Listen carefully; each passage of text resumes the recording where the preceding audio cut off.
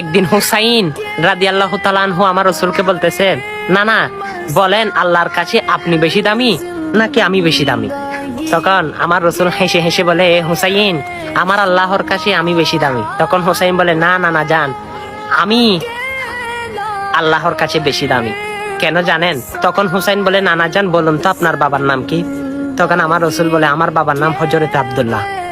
তখন হুসাইন বলে, আমার বাবার নাম কি জানেন? নানা জান, আমার বাবার নাম হচ্ছে শেরে হুদা মাওলা আলী। সুবহানাল্লাহ। যিনি হযরত রাহমাতাল লিল আলামিনের খাত মুবারকে উঠেছে। আল্লাহু আকবার। শুধু তাই না, আমার রাসূল হাসতে লাগলো। তখন আবার জিজ্ঞেস করতে লাগলো, হুসাইন, নানা জান আপনার মায়ের নাম কি? তখন আমার রাসূল বলে, আমার মায়ের নাম হচ্ছে হযরতে আমেনা।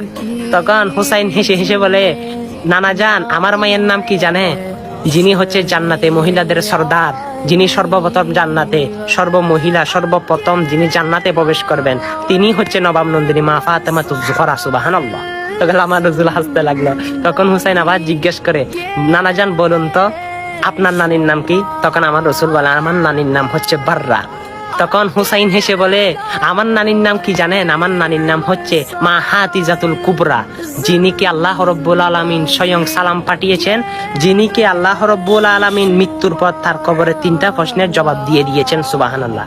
শুধু তাই না, তখন আমার রাসূল হাসতে লাগলো। হুসাইন বলে, নানা জান এবার বলেন তো আপনার নানার নাম কি? তখন আমার রাসূল বলে, আমার নানার নাম হচ্ছে ওয়াহাব জোহরি।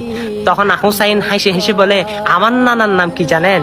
যিনি সরকারে কায়নাত নূরে মুজাসসাম মুহাম্মদুর রাসূলুল্লাহ সাল্লাল্লাহু আলাইহি ওয়াসাল্লাম, যিনি দুনিয়ার বাদশা, যিনি আখিরাতের বাদশা, যিনি শাফায়াতের কান্ডারি, রাহমাতাল লিল আলামিন। আল্লাহু আকবার। সকল নবীদের সর্দার। তখন আমার রাসূল বলে ফেলল, হুসাইন, দেখলাম আমি বুঝলাম তুমি আমার থেকে বেশি দামি। আল্লাহু আকবার। দেখেন আমার রাসূল হুসাইনকে কত ভালোবাসতো। সিজদায় গেলে হুসাইন সিজদায় গেলে আমার রাসূল হুসাইনের গার মুবারকে সিজদায় গেলে হুসাইন আমার রাসূলের গার মুবারকে বসে থাকতো। আমার রাসূল সিজদা থেকে মাথা তুলতো না। সুবহানাল্লাহ। এই সুন্দর সুন্দর ইতিহাসগুলো মানুষের কাছে পৌঁছান, আমার রাসূলের শাফায়াত হাসরের ময়দানে পাবেন। আমিন।